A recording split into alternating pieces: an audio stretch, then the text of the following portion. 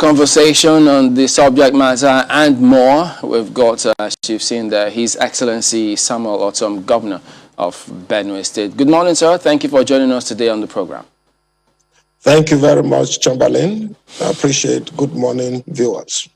Okay, well, yeah, you've heard about it. Everybody's been talking about it. The president's approval of the recommendations of the committee to review with dispatch the 368 grazing sites across 25 states, which they've not disclosed those 25 states. You've been consistent in your perspective about some of these issues, but now, given this latest perspective, what do you think is going on?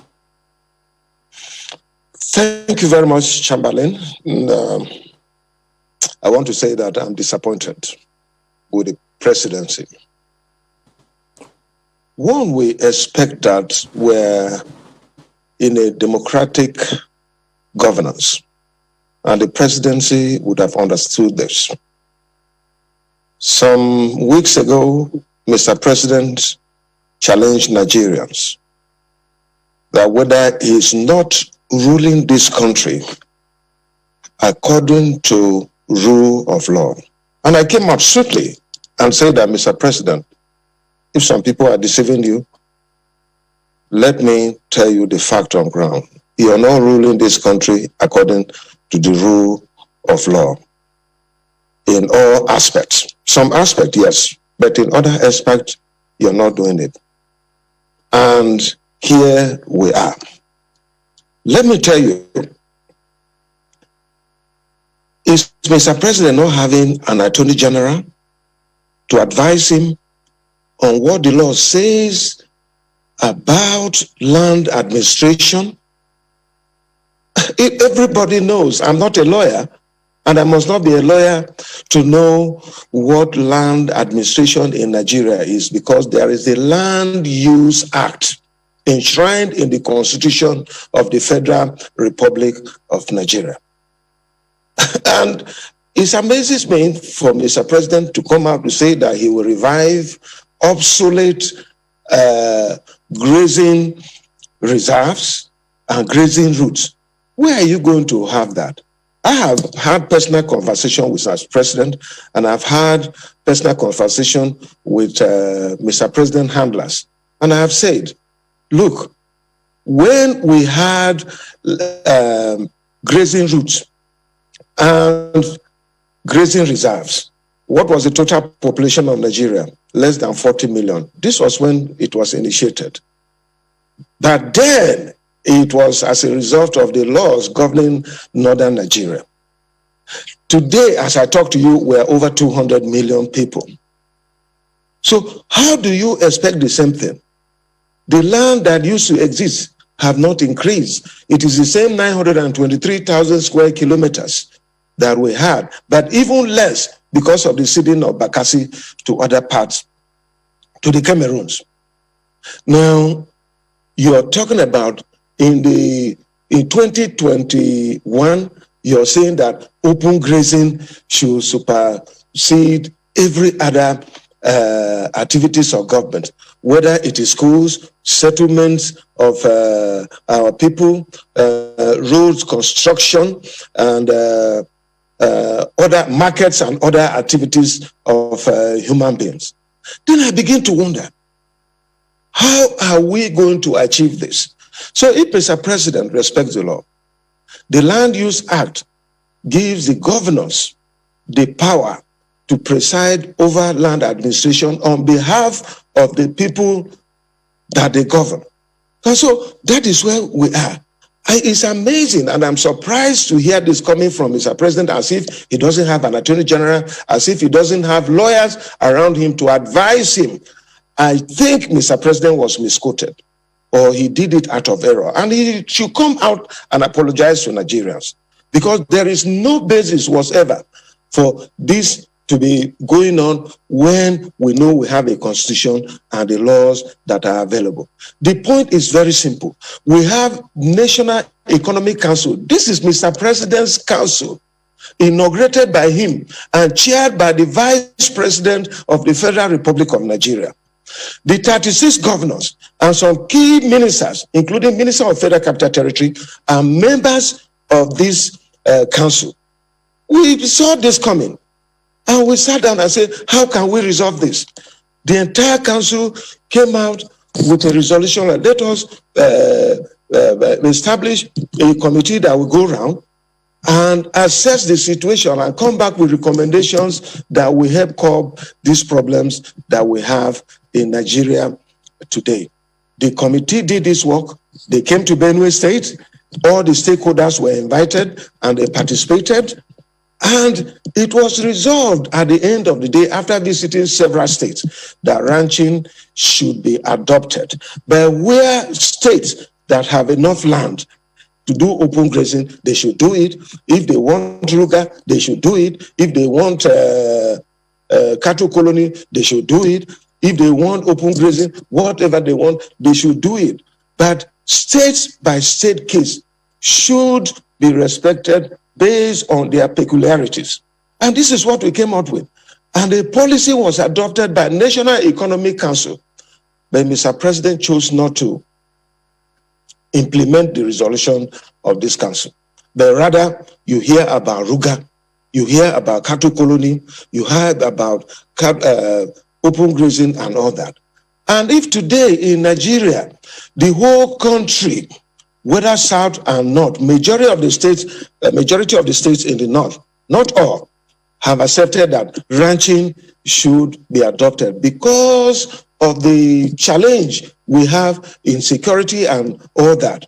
Because if you like it or not, today banditry, kidnappings, armed robbery, and so on is associated with open grazing. And the entire state, majority of it, which it means democracy, it must not be everybody. We have accepted that ranching should be adopted as a model to help curb insecurity, to help curb the problem of farmers and herders and all that. And if Mr. President, with all the array of very responsible people around him, will not advise him, and he will come out with a statement that he is reviving open grazing and also reviving cattle routes and grazing areas. Then it amazes me. I'm surprised. Are we in a banana republic? Yeah, but Your Excellency, let me just follow up on something in your opening remarks when you said you had spoken with the president and on a separate occasion, his handlers on a separate occasion. So what was his response when you spoke to him about this? His response, Mr. President has a set mind. Let me tell you, I have spoken to him personally. And his outing publicly also confirms what he told me. Mr. President believes that for peace to reign in Nigeria, there must be open grazing. There must be provision for cattle routes. There must be provision for grazing areas.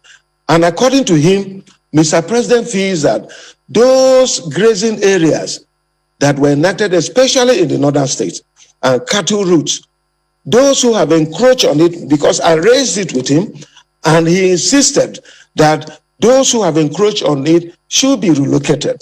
And that was why I told him that, look, we are no longer in the 50s.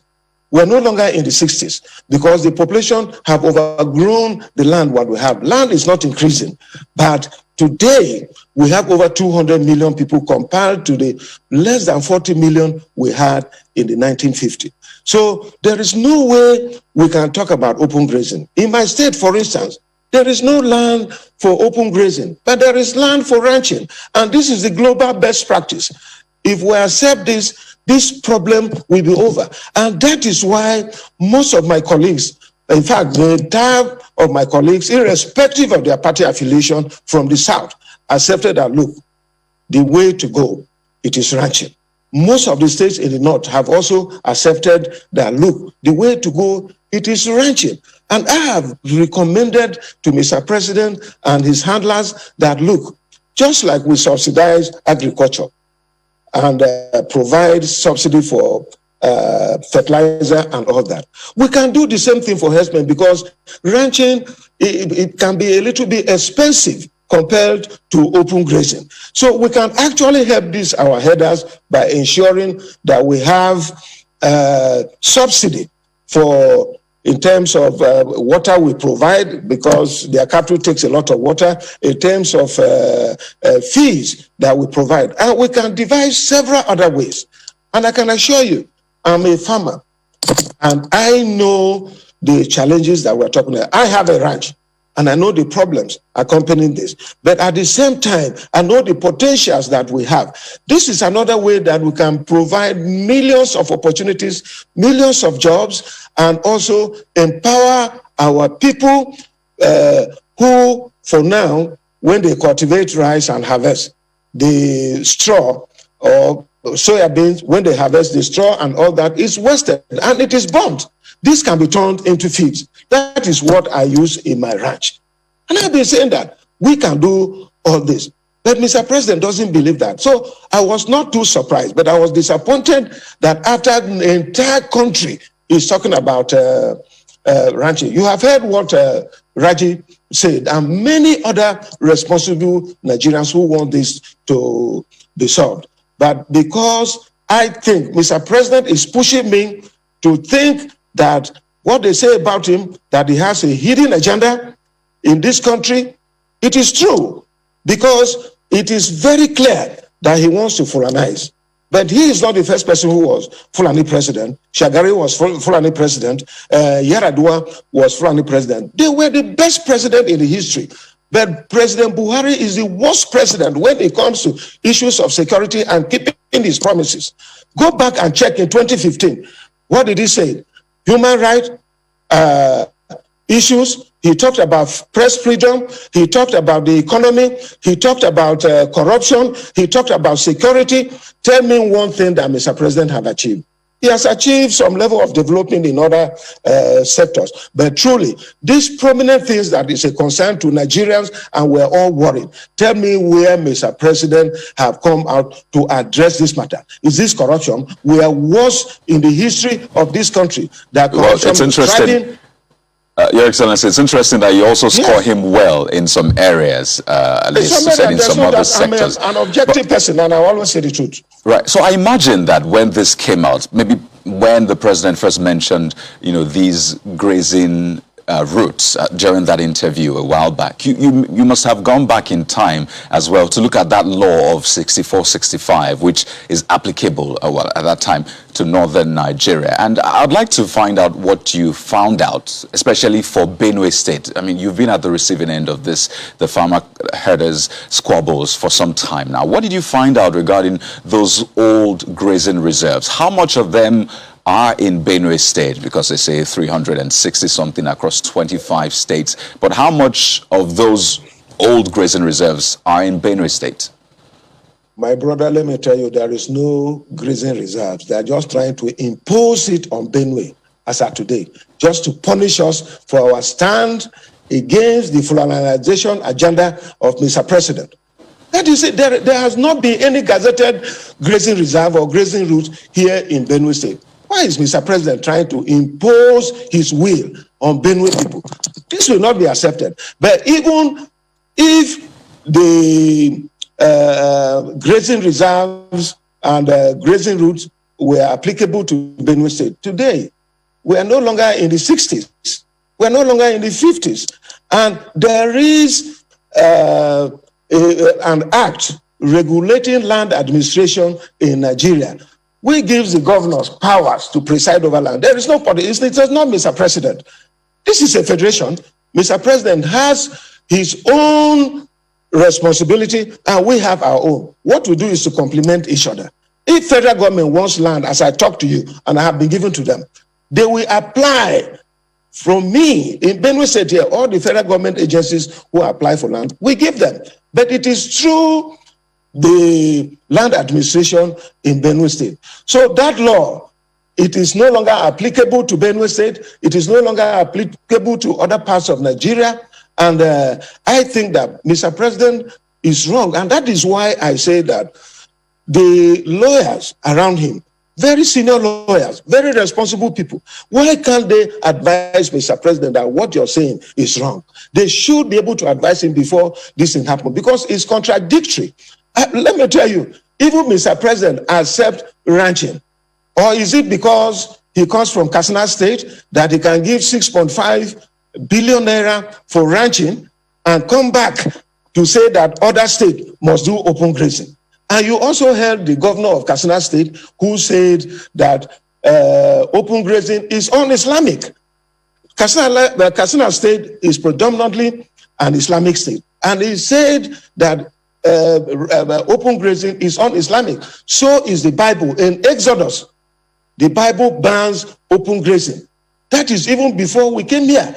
And so if Mr. President decides to go and give 6.5 million to Katsina and then abandon us, who started this project in 2016, even in the National Livestock Transformation Program, which we were all part of it, 36 governors and all of us did it, and Benue State was a champion of ranching in this wise. Mr. President have not cared to even put Benue on the map of the 7 pilot states that are designated to be do ranching in Nigeria. So you begin to look at this level of injustice, unfairness, and inequity against us. Is it because we have stood against his Fulanization agenda?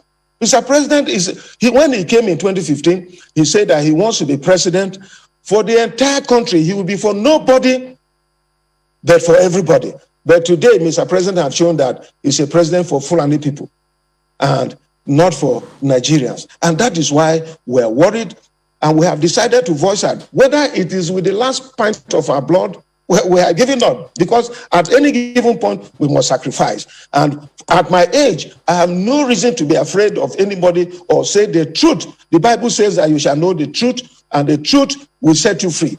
Whether they like it or not, this is where some of us stand, because we believe that this country belongs to all of us. Look at my cap. Anywhere I have been, I have portrayed the image of this country. Look at Nigerians' colors there and Benue colors. They are here. And so I believe in the unity of this country. And I cannot allow someone to destroy this country for no reason. All right, Your Excellency, we'll continue this conversation when we return from this break in just a moment. Please stay with us.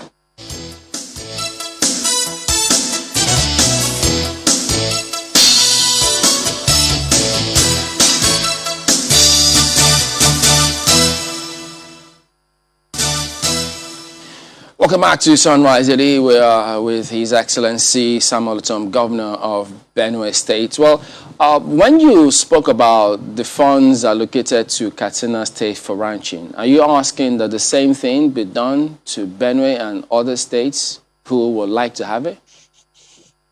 Thank you very much. Whatever is good for the goods is good for the gender. That is the point. Mr. President is President of the Federal Republic of Nigeria, and he cannot restrict himself to Katsina, where he comes from, alone. He must reach out to other states, especially states that are prepared for ranching. That is what he would have done, and that is what I'm saying, that every state in Nigeria that wants to do ranching, like the entire southern states, should also be supported with any support from the federal government. And those in the northern states that want to do it, they should do it. There are other states that have accepted that they want to do open grazing. Mr. President should support them to do open grazing. We are not against that. But you can't select Katsina State, where is your state, and then allow some of us out. With that, you're telling us, are we not part of Nigerians? Are we not part of the Federation of the Federal Republic of Nigeria? So this is the point that we are making. And I feel so sad that Mr. President have chosen to do this. We voted him in 2015 as a man with integrity, as a man who has the capacity to look over the affairs of the entire country, not just his own home state. and not just his Fulani kinsmen.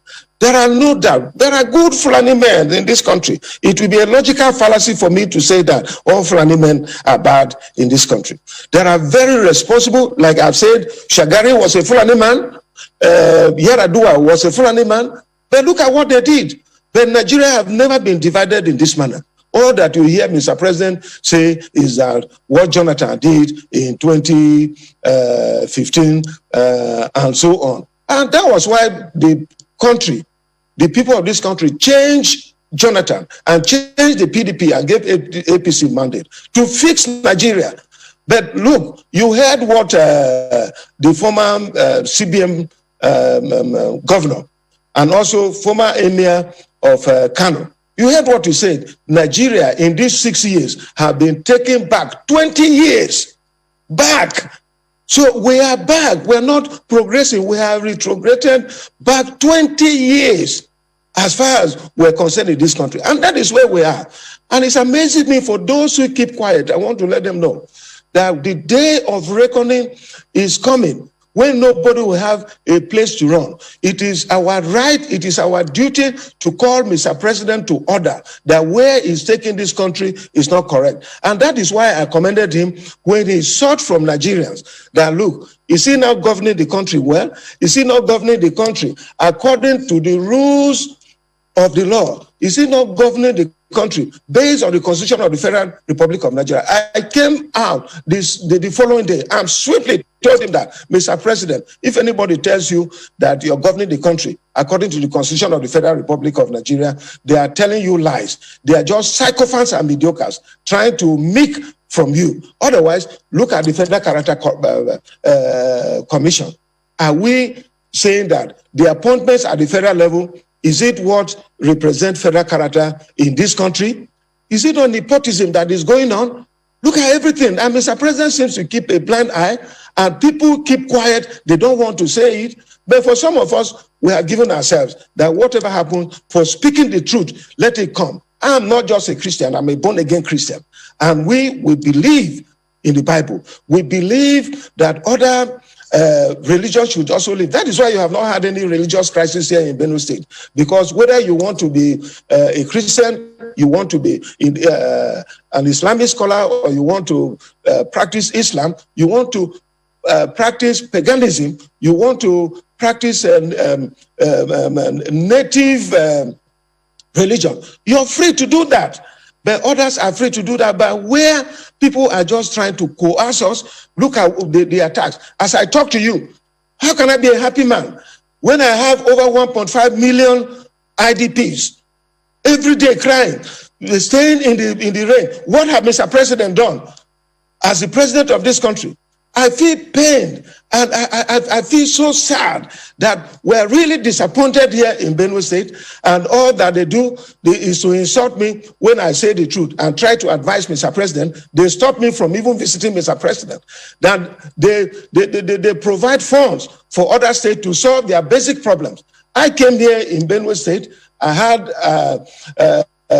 arrears of over 70 billion, and I told Mr. President, I wrote to him, 28 billion was allocated as bailout funds, which we are still paying.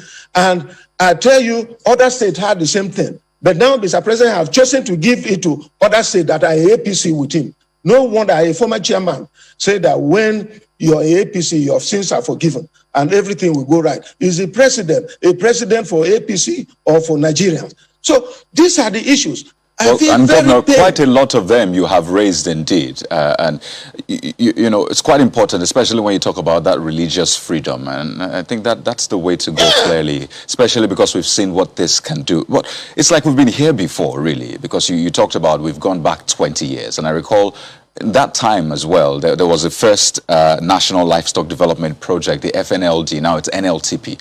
And at that time, the federal government gave 50% of the funds, states contributed 25%, and the World Bank gave 25%. That was at that time. And now that you're saying, well, you're open to having...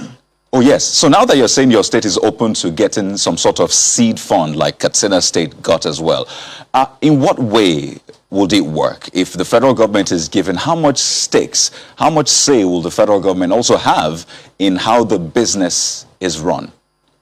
there is a National Livestock Transformation Committee here in Benue State. And we leave room. And we're not just talking about ranching cows. We're talking about ranching pigs.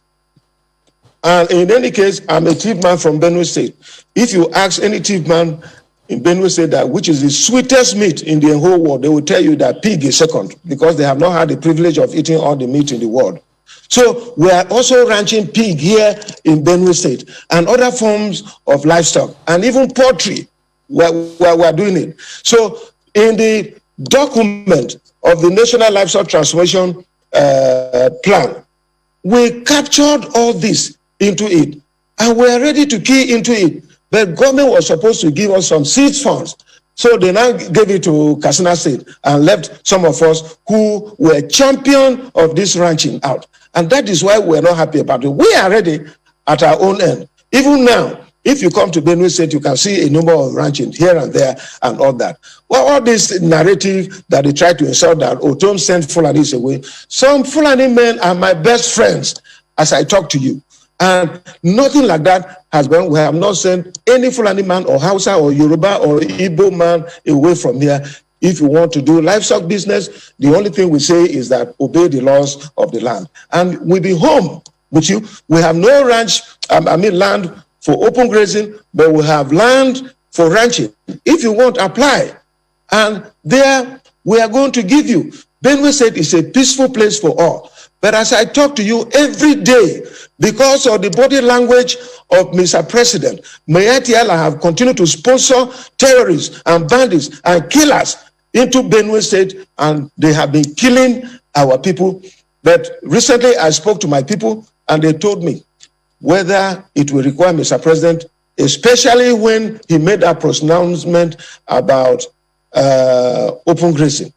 People have told me to tell Mr. President, and since they have blocked me from seeing him, this is the only medium that I have. Maybe one person, he may not be listening to this himself, but maybe one person around him may hear it. Since they have blocked me from listening, I want to tell him that if he wants, let him come and kill everybody in Benue State, then he can have the land for his kinsmen, the Fulani people, so that they can take over the land and do whatever they want. Everything. We're a law-abiding government. About the Miyetti Allah, when you say that, how much of this evidence have you given to the police, and what is being done about it? I recall we had that conversation with your deputy some time back, but it's important to know how far you have gone in escalating this and what is being done about that. Even right from 2017, when this law was enacted, and Miyetti Allah came out and said that they were not going to obey the law, that they will fight against us, and quickly alerted the presidency. The documents are there. They are stamped by the presidency. I have them.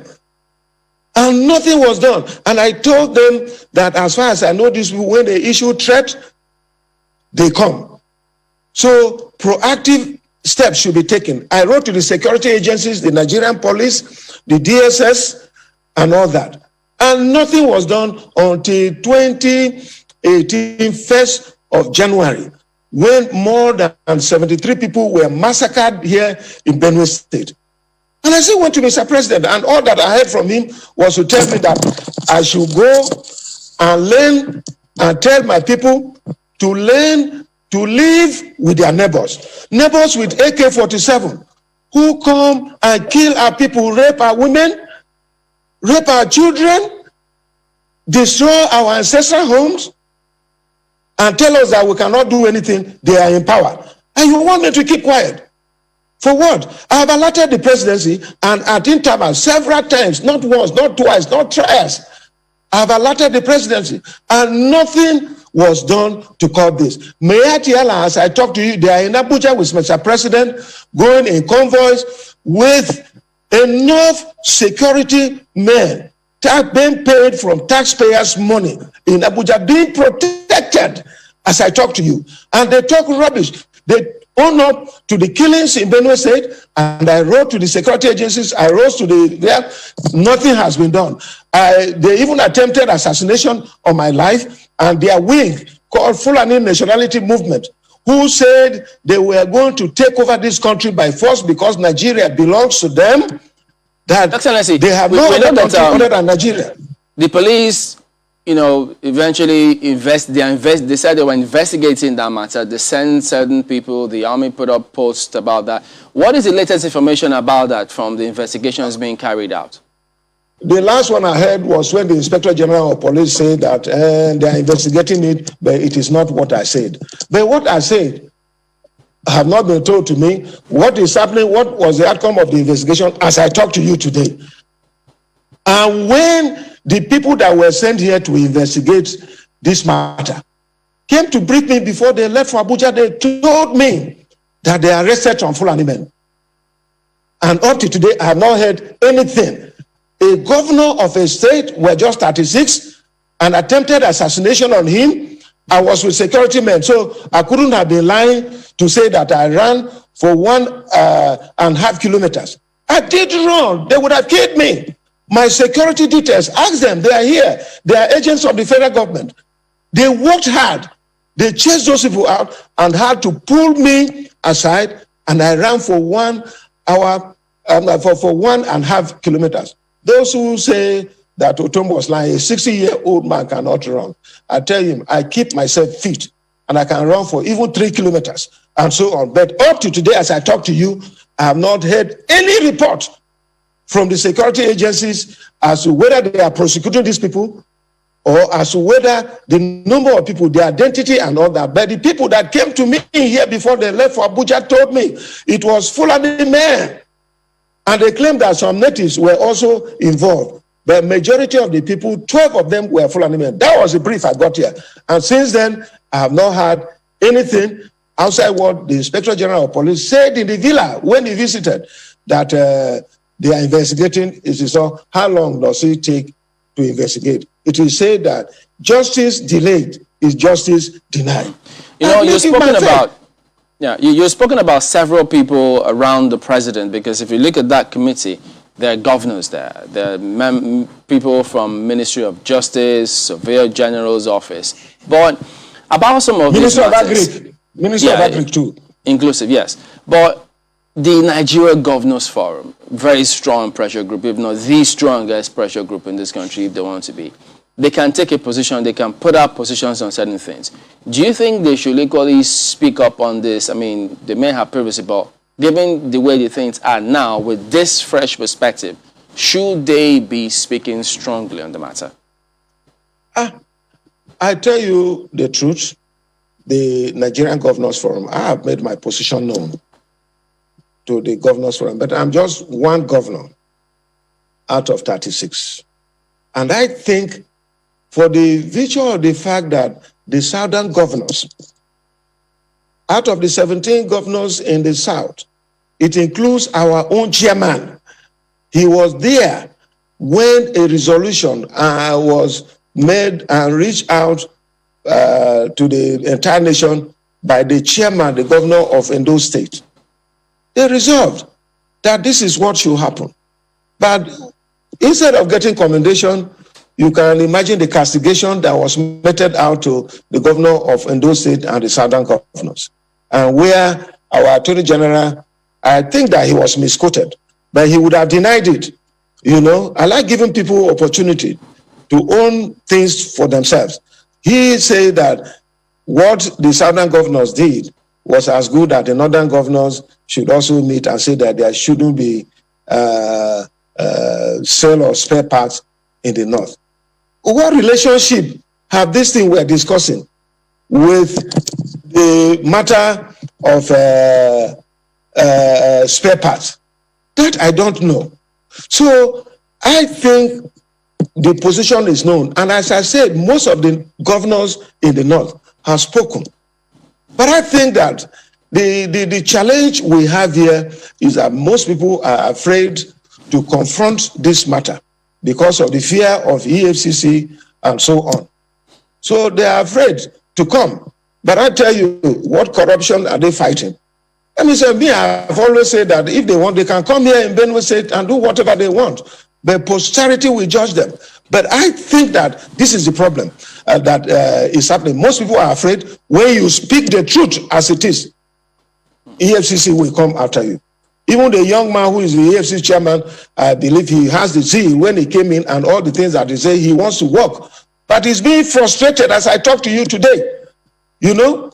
So this is the point. But I have made my position, and the majority of the governors in Nigeria have made their position that the presidency is frustrating this. Otherwise, how do you account for the decision and the policy that the National Economic Council made on solving these problems once and for all, and the presidency reversing it, that quickly they should go there? In Benue State, nobody will come here to talk about that, except you can kill me or you can do whatever you want with me.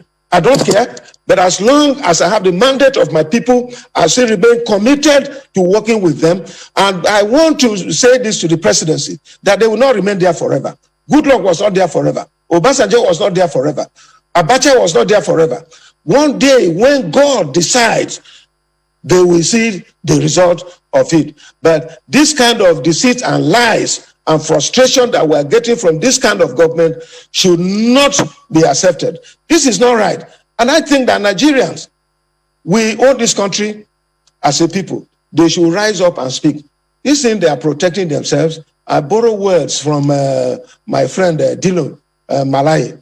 If you talk, you die. If you don't talk, you also want to die. So why should we keep quiet? Just speak the truth and let it be known and let it be on record. If I die today, let it be on record that I believe in a cause, I fought for it, and I stand for it, and there I remain. And because I love our country, Nigeria. Well, Your Excellency, you know, you were accused of arming forest guards against the law, and then they said you wanted to use them as private concern. Different perspectives have come forward, have been put out there about what you're doing with the private guards. Could you tell us what is going on? Are you arming them at the moment? Thank you very much for asking me to clarify this matter. This is one of the narratives that the presidency will set out to blackmail me. Ask anybody in Benue State, since my assumption of office in 2015, whether I have a single talk less of arming private guards. That has never happened. Even Mr. President, in one of our meetings, he accused me for arming 6,000 militia in 2016. Where are the militia? Have any security man apprehended any of my militia? Just like they did to Eastern Security Network and did to Igboho. And that is what we keep saying. If you did that to Igboho and did that to Kanu and did that to Eastern Security Network, why can't you do it to Fulani herdsmen? Yesterday, I was listening in this medium, and I was told that 15 of our kidnapped children in Kaduna were released, remaining 68. Can you imagine, for months? Take it, Chamberlain. If this was one of your own son or daughter, well, and I'm sure the way these people behave, they have raped those girls, small girls that were coming out of school. This is the pace we have. So they leave the main thing and begin to chase shadows. Where is one militia owned by Ortom that have been arrested? The livestock guard are a creation of the law of Benue State prohibiting open grazing. And they have a dual responsibility to protect herders.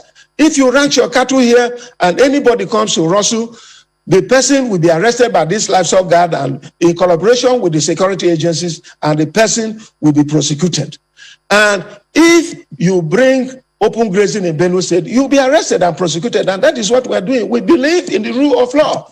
I don't believe in lawlessness. I believe in the rule of law. So there is no single militia group that is sponsored by me. Even talks in the state, they used to be exist. Even when you go to build a house, they will come after you. Come to Benue State now. Anything you want to do here, develop, nothing will happen to you. So it is a lie from the presidency to try to change the narrative and to turn away the actual thing that is happening away from the people.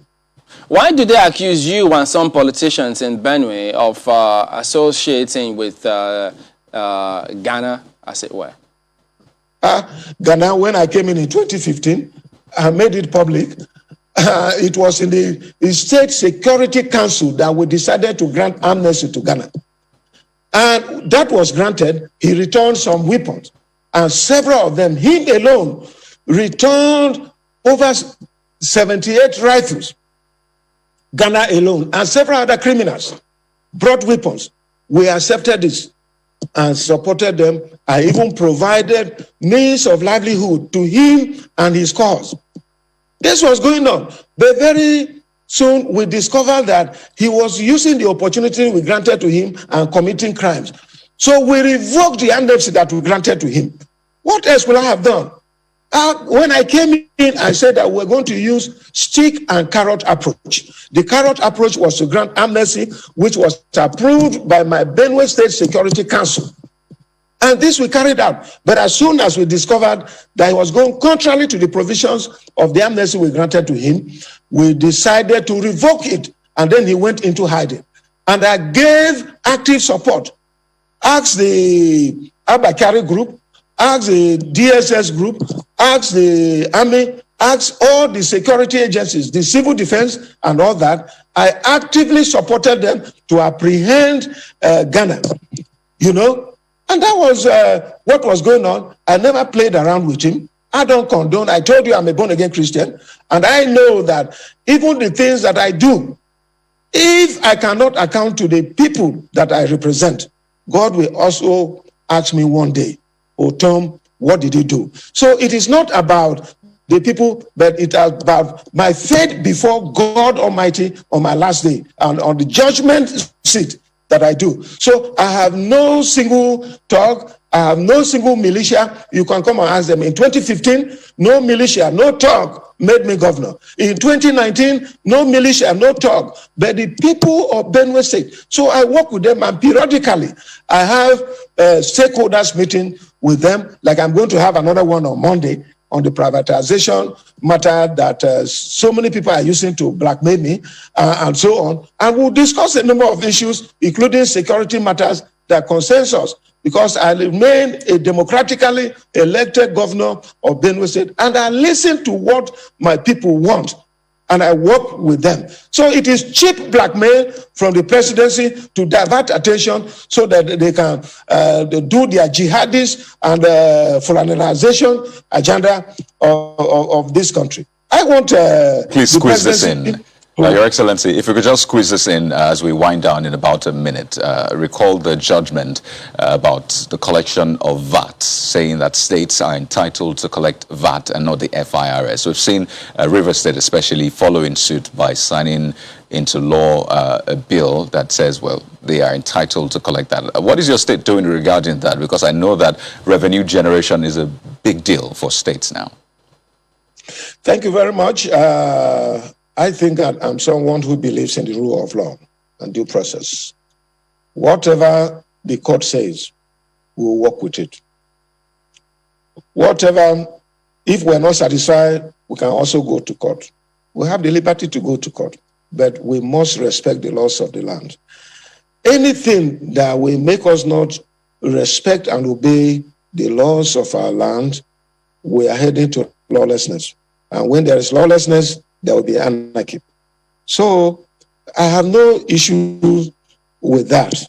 I understand that the Federal Inland Revenue have launched an appeal. If at the end that comes, but as for now, my Benue State Executive Council is looking at the implication and what we need to do as far as we're concerned. But I tell you, the ultimate will be that we respect the laws of our land. All right, then we do thank you very much indeed for talking to us today, His Excellency Samuel Ortom, Governor of Benue State. Thank you very much.